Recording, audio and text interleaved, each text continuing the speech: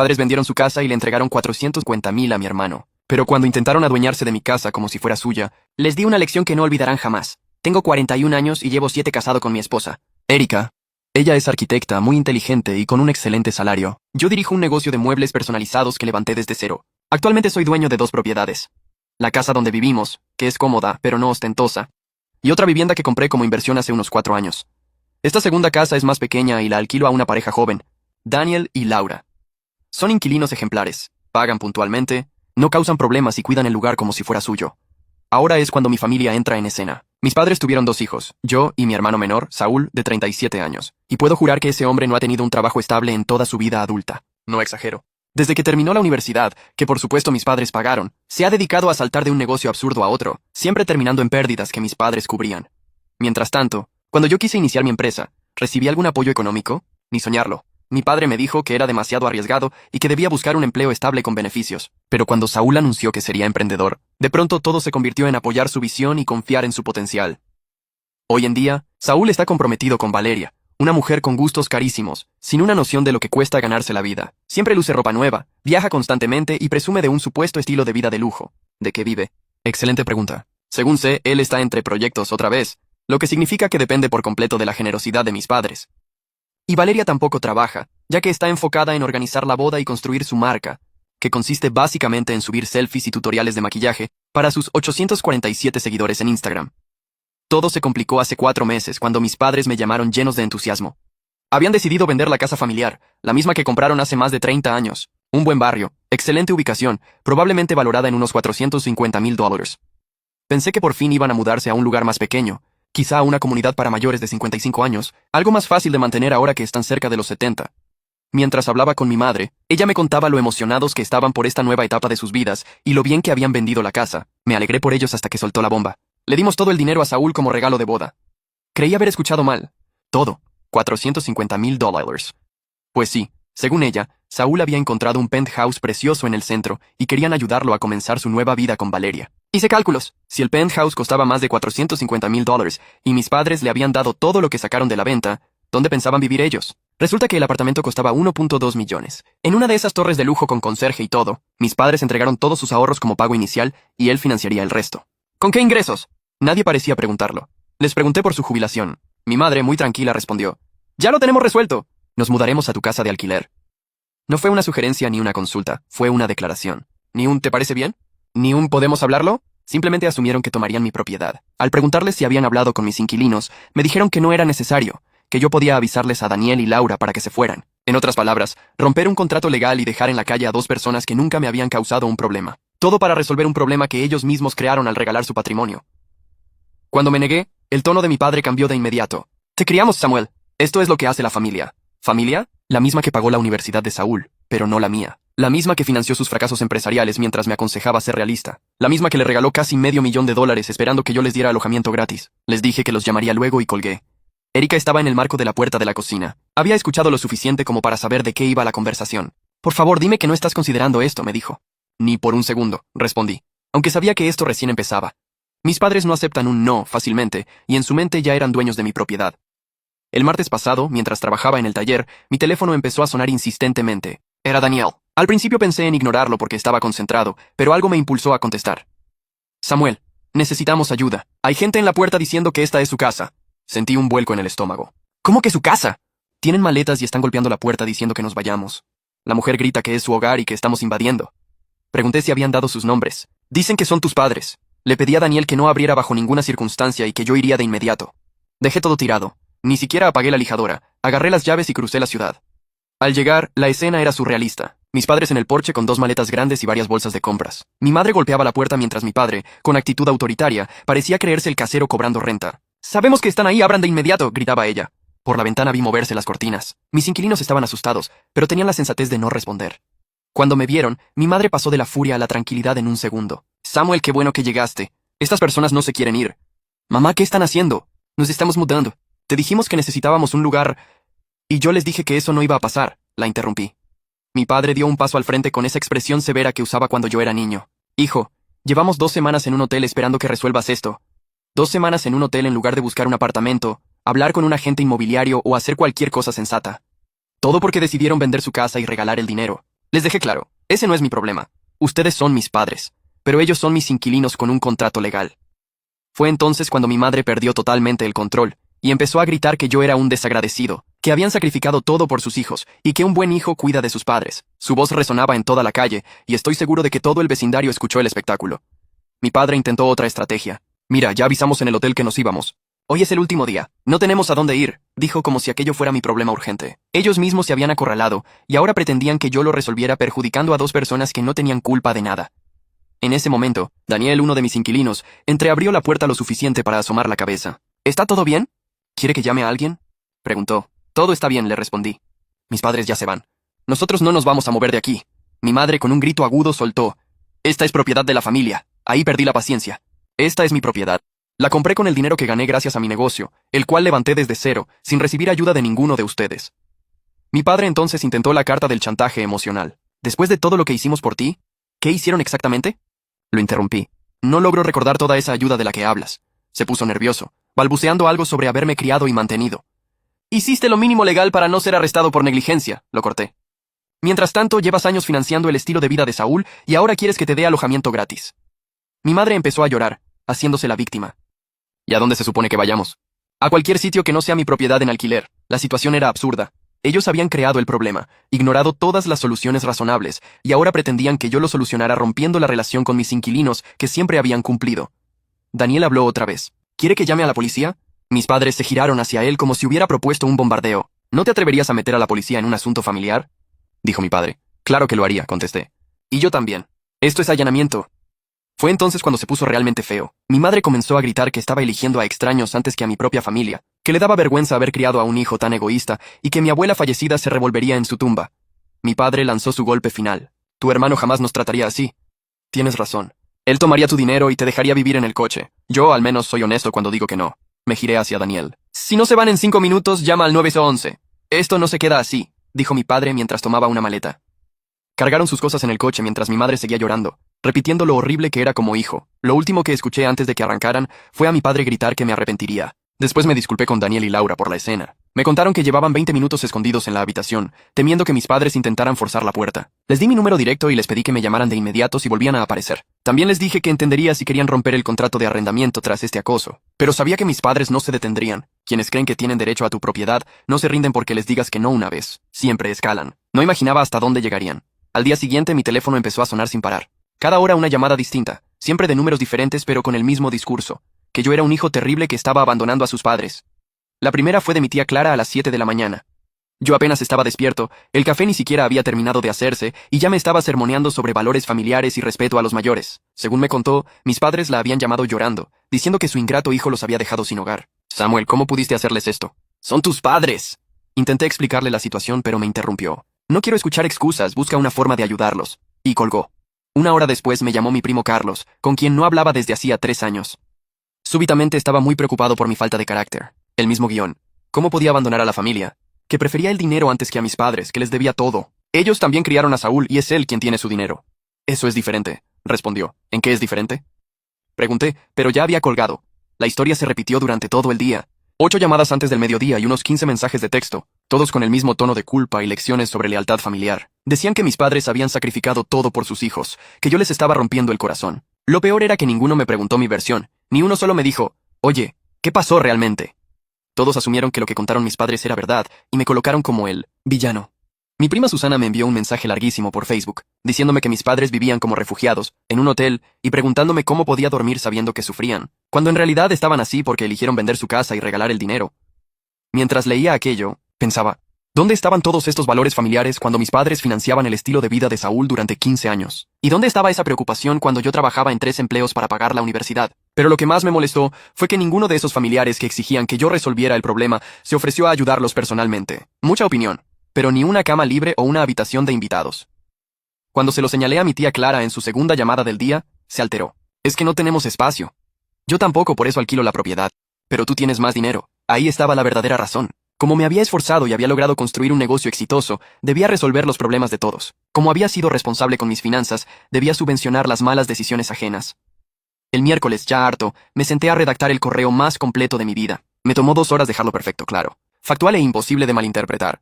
Asunto: aclarando la situación. La historia completa. Empecé con la cronología. Mis padres venden su casa por 450 Soil.2. Entregan todo el dinero a Saúl para el pago inicial de su ático. Anuncian que se mudarán a mi propiedad en alquiler sin consultarme. 4. Les digo que no y les ofrezco ayudarles a encontrar una vivienda adecuada. 5. Ellos se niegan y exigen que desaloje a mis inquilinos legales. Adjunté capturas de mensajes, fotos del contrato de arrendamiento y registros de la propiedad, mostrando cuándo y por cuánto la compré. El correo de unas 2000 palabras detallaba todo punto por punto, y lo mejor fue el final. Incluí la lista de cada persona que me había llamado o escrito, exigiendo que ayudara a mis padres. Y añadí: ya que todos están tan preocupados por la situación de vivienda de mis padres, estoy seguro de que alguno de ustedes estará encantado de recibirlos en su casa. Después de todo, la familia ayuda a la familia, ¿cierto? Por favor, indíquenme la fecha de mudanza, para que pueda darles su dirección. Lo envié a las 11 de la noche de ese miércoles a unas 30 personas. El jueves por la mañana mi teléfono estaba en silencio por primera vez en 3 días. No había despertado con llamadas o mensajes furiosos de familiares. Alrededor del mediodía comenzaron a llegar las respuestas y se podían clasificar en 3 grupos. Los que de repente recordaron que en realidad no tenían espacio. 2. Los que optaron por desaparecer y no responder más. 3. Los que redoblaron sus ataques con comentarios aún más desagradables. Mi tío Ricardo pertenecía a este último grupo. Me envió un mensaje larguísimo acusándome de destruir a la familia, de darle la espalda a quienes me habían formado y hasta de deshonrar a nuestros antepasados, con un dramatismo digno de telenovela. Mi respuesta fue una sola frase: ¿cuál es tu fecha de mudanza? Nunca me contestó. Curiosamente, el grupo familiar de Facebook quedó en completo silencio. Todas esas publicaciones sobre deber y respeto desaparecieron como por arte de magia. Así son las cosas. Para el viernes, las llamadas cesaron por completo, ya fuera porque algunos comprendieron que les habían contado una historia distorsionada o porque entendieron que yo no iba a ceder. La campaña de acoso se detuvo tan rápido como había comenzado, pero yo aún no había terminado. Tenía una última llamada que hacer. El viernes por la tarde marqué directamente a Saúl. Contestó al primer tono, como si hubiera estado esperando mi llamada.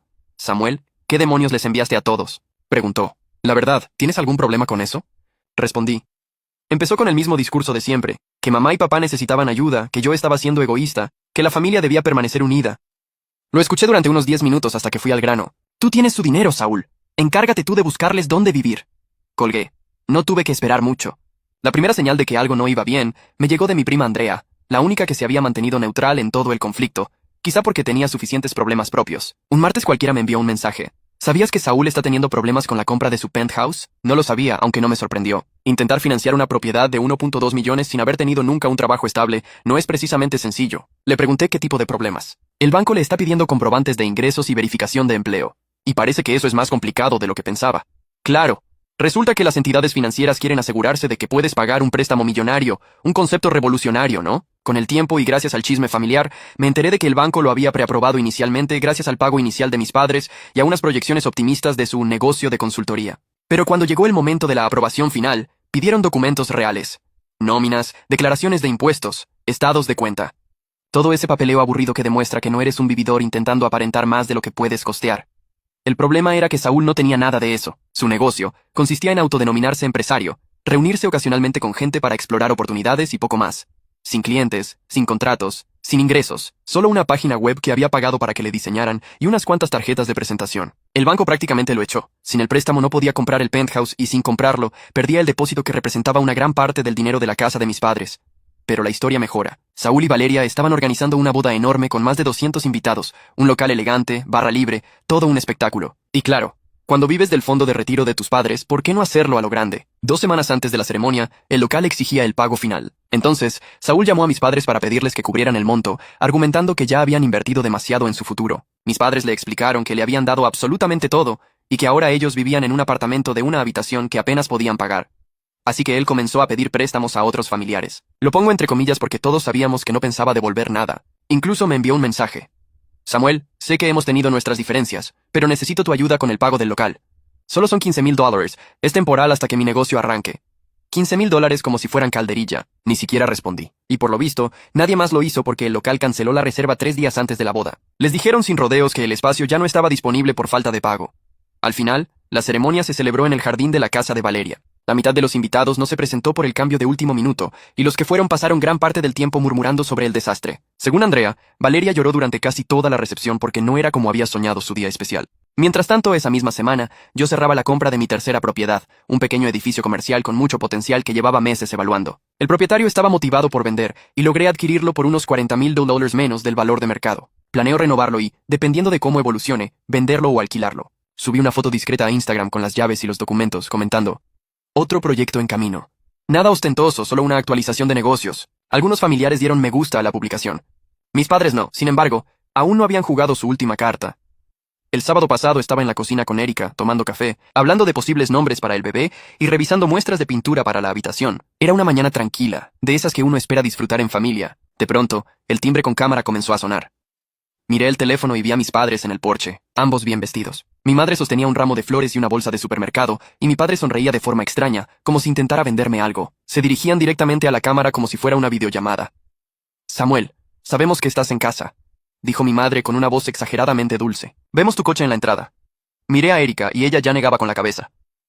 Trajimos cosas para cocinarte, añadió mi padre levantando la bolsa. Tu madre quiere preparar ese pot roast que tanto te gustaba. Era una escena calculada para generar culpa. Flores y comida para simular una visita normal, cuando en realidad era otro intento de derribar mis límites. Hemos estado pensando en todo lo que pasó, continuó mi madre frente a la cámara. Cometimos errores. Debimos pedirte permiso con lo de la casa en renta. Todo esto 8 meses tarde. Yo observaba la escena desde mi teléfono a apenas 6 metros de ellos, impresionado por el descaro. Después de meses de manipulación y de intentar sabotear mis relaciones comerciales, creían que aparecer con flores podía borrar todo. Erika me miraba con una expresión que decía: por favor, dime que no vas a caer en esto. No voy a abrir la puerta, le dije. Mis padres no se marcharon enseguida. Se quedaron allí unos 10 minutos, turnándose para hablarle a la cámara, repitiendo lo mucho que lo sentían y lo mucho que me extrañaban. Mi madre en un momento comenzó a llorar usando esa actuación de víctima que ha perfeccionado durante años. Cuando se dieron cuenta de que no iba a abrir la puerta, la voz de mi padre cambió. Samuel, esto es absurdo. Somos tus padres. Abre la puerta y conversemos como adultos, dijo. Fue ahí cuando tomé mi decisión. Llamé a la línea de la policía para reportes no urgentes. Quiero denunciar un caso de invasión de propiedad. Hay personas en mi terreno que se niegan a irse, y ya existe un informe previo por un incidente con las mismas personas, expliqué. La operadora fue muy profesional. Me preguntó si me sentía amenazado o si intentaban forzar la entrada, las preguntas de rutina. Le aclaré que eran mis padres, pero que les había pedido explícitamente que no vinieran, y que incluso ya habían hostigado a mis inquilinos en otra propiedad que poseo. Su respuesta fue directa. Enviaremos a un oficial. En apenas 15 minutos una patrulla se estacionó frente a mi casa. Desde la ventana vi bajar a una agente joven que se acercó a hablar con ellos. No pude escuchar lo que decían, pero observé a mi padre gesticulando y señalando hacia la casa, seguramente intentando convencerla de que todo era un simple malentendido familiar. Mi madre seguía aferrada a ese maldito ramo de flores como si fuera prueba de sus buenas intenciones. La oficial escuchó pacientemente y luego caminó hacia el timbre con cámara. Señor, soy la oficial Pérez del departamento de policía. ¿Podría salir para conversar, por favor? Salí y le expliqué todo. El acoso previo a mis inquilinos, las exigencias constantes por mis propiedades y meses de manipulación y presión familiar. Le mostré el número de reporte del incidente anterior en la otra casa. La oficial fue razonable. ¿Desea que se retiren de su propiedad? Sí. ¿Les ha pedido que se vayan y no regresen en varias ocasiones? Muchas veces. La oficial Pérez volvió hacia ellos y la discusión subió de tono. Escuché a mi padre insistir. Esta es la casa de nuestro hijo. Tenemos derecho a visitarlo. Señor, su hijo le ha pedido que se retire. Debe respetar eso, contestó la oficial con firmeza. Esto es ridículo. Somos familia. Entiendo que sea un tema familiar, pero los derechos de propiedad siguen siendo los mismos. Tienen que irse ahora. Mi madre volvió a llorar, pero la agente no cedió. Les pidió con cortesía, pero de manera contundente, que tomaran sus flores, su bolsa de compras y abandonaran el lugar. Así lo hicieron. La oficial regresó para hablar conmigo. Me recomendó documentar todo y considerar una orden de restricción si volvían a presentarse sin invitación. A veces la gente necesita un documento oficial para entender que no significa no, me dijo. El lunes siguiente llamé a mi abogado y le relaté la secuencia completa. Tienes motivos para solicitar una orden de restricción, confirmó. Más aún con el incidente previo con tus inquilinos. Esa misma tarde presentamos la solicitud, adjuntando todo el material que había reunido en los últimos 8 meses. La audiencia fue programada para la semana siguiente. Pensé que mis padres intentarían oponerse, pero ni siquiera se presentaron. El juez otorgó la orden sin complicaciones. No podían acercarse a menos de 200 yardas de mi casa, mi negocio o mi propiedad en alquiler. Cualquier incumplimiento significaría arresto inmediato. Ese mismo día cambié de número de teléfono y solo se lo di a personas de total confianza. La tranquilidad que siguió fue increíble. Ni llamadas manipuladoras, ni culpas inventadas, ni visitas inesperadas. Solo yo, mi esposa embarazada y nuestra vida normal. Sin embargo, esa calma duró exactamente 3 semanas antes de que surgiera otro problema. Estaba en el taller cuando sonó mi teléfono. El número era desconocido pero local, así que respondí pensando que podía ser un cliente potencial. ¿Es usted Samuel?, preguntó un hombre. Llamo por la oportunidad de inversión que su hermano me comentó el mes pasado. Dejé de lijar al instante. Disculpe, ¿qué oportunidad de inversión? La cartera de propiedades en alquiler. Saúl me dijo que ustedes eran socios en un negocio inmobiliario y que buscaban inversionistas privados. Sentí un escalofrío. ¿Podría decirme exactamente qué le comentó mi hermano?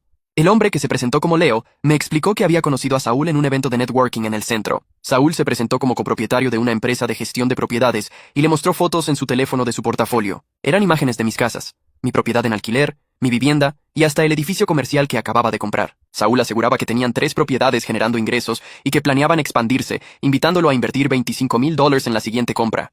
¿Le entregó dinero? Le pregunté con el estómago encogido. Sí, $5,000 como depósito de buena fe mientras evaluaba la inversión total. Dijo que así aseguraba mi lugar en el trato. Me sentí enfermo. Leo, necesito decirle algo. No tengo ningún socio. Soy el único dueño de esas propiedades y mi hermano jamás ha invertido un centavo en lo que hago. Hubo un silencio largo. ¿Me está diciendo que me estafó? Exactamente. Y probablemente no sea el único. Tomé sus datos y le prometí devolverle la llamada. Acto seguido hice algo que debía haber hecho meses atrás. Busqué el nombre de mi hermano junto al de mi empresa en internet. Lo que encontré me llenó de rabia. Aparecían perfiles en redes de negocios donde Saúl se presentaba como cofundador de mi compañía, una página de LinkedIn en la que afirmaba ser socio y coordinador de inversiones de mi negocio inmobiliario, e incluso una página de Facebook con el nombre de mi empresa donde él figuraba como contacto principal. Llevaba meses haciéndose pasar por mí. Comencé a hacer llamadas de inmediato. Primero contacté a mi abogado y luego a Leo para obtener más detalles sobre lo que exactamente Saúl le había dicho y qué tipo de documentación podía tener. Leo me envió capturas de pantalla de conversaciones por mensaje. Incluso me mostró un contrato falso con un membrete que imitaba sospechosamente el de mis documentos reales de la empresa. Pero lo peor no era eso. Saúl estaba utilizando mi reputación para dar credibilidad a sus estafas. Le decía a la gente que podían comprobar el éxito del negocio pasando frente a las propiedades o revisando los registros de propiedad, porque esas propiedades eran reales, pero mías, no suyas. El consejo de mi abogado fue claro, documentarlo todo y llamar a la policía. Me dejó en claro que esto no era un simple drama familiar, sino un caso de robo de identidad y fraude. Esa misma noche me senté con Erika y le mostré todo lo que había descubierto. Esto ya no es un problema entre hermanos, le dije. Literalmente está robando mi identidad para estafar a la gente. A la mañana siguiente, el viernes, llamé a la policía y presenté un informe por fraude. Llevé todas las pruebas, las capturas de pantalla de Leo, los perfiles falsos de negocios, absolutamente todo. El detective asignado al caso, Núñez, se mostró bastante interesado en cuanto vio la magnitud de lo que Saúl estaba haciendo. Vemos muchos conflictos financieros entre familiares, me dijo. Pero esto va mucho más allá. Su hermano está llevando a cabo una estafa activa usando su identidad y sus bienes. Iniciaron la investigación de inmediato, pero yo tenía una idea mejor. Llamé de nuevo a Leo y le propuse algo. ¿Y si concertamos una reunión con Saúl? Hazle creer que estás listo para invertir y yo apareceré por sorpresa. Planeamos encontrarnos en una cafetería del centro. Leo le escribió a Saúl diciéndole que estaba preparado para avanzar con una inversión de $25,000 y quería cerrar el acuerdo. Saúl aceptó de inmediato, seguramente porque necesitaba el dinero con urgencia. Llegué antes que ellos y me senté en una mesa apartada desde donde podía ver todo sin que Saúl me detectara. Él no tardó en llegar puntual con una carpeta que seguramente contenía más documentos falsos. Leo actuó a la perfección. Cuéntame más sobre cómo funciona la sociedad con tu hermano. Samuel se encarga de la gestión diaria de las propiedades, respondió Saúl con total seguridad. Pero yo manejo las relaciones con los inversores y las nuevas adquisiciones. Tenemos un sistema excelente, y él está de acuerdo con traer capital externo. De hecho, fue idea suya. Por poco me río en su cara. Este tipo seguía mintiendo descaradamente, incluso cuando estaba a punto de ser descubierto. En realidad, me encantaría conocer a Samuel y escuchar su punto de vista, dijo Leo fingiendo interés. Saúl dudó un momento. Está bastante ocupado con las propiedades, pero quizá podamos organizar algo más adelante. ¿Qué tal ahora mismo? En ese momento me levanté y caminé hacia la mesa. La cara de Saúl fue impagable, puro pánico, como si hubiera visto un fantasma. Incluso se le abrió la boca de sorpresa. Hola, socio, le dije mientras me sentaba junto a Leo. Él me estaba comentando sobre esta inversión que supuestamente tenemos juntos. Saúl comenzó a balbucear. Samuel, ¿puedo explicarlo? Perfecto, adelante. Tengo curiosidad por saber sobre esta sociedad de la que no tenía ni idea. Leo estaba grabando todo con su teléfono. Lo habíamos acordado para incluirlo en el informe policial. Tú pensaste que podías robar mi identidad y engañar a la gente usando mis propiedades como garantía, ¿verdad? Pregunté con calma. La cafetería estaba tranquila, pero nuestra conversación empezó a llamar la atención de algunos clientes. Saúl miraba a su alrededor incómodo.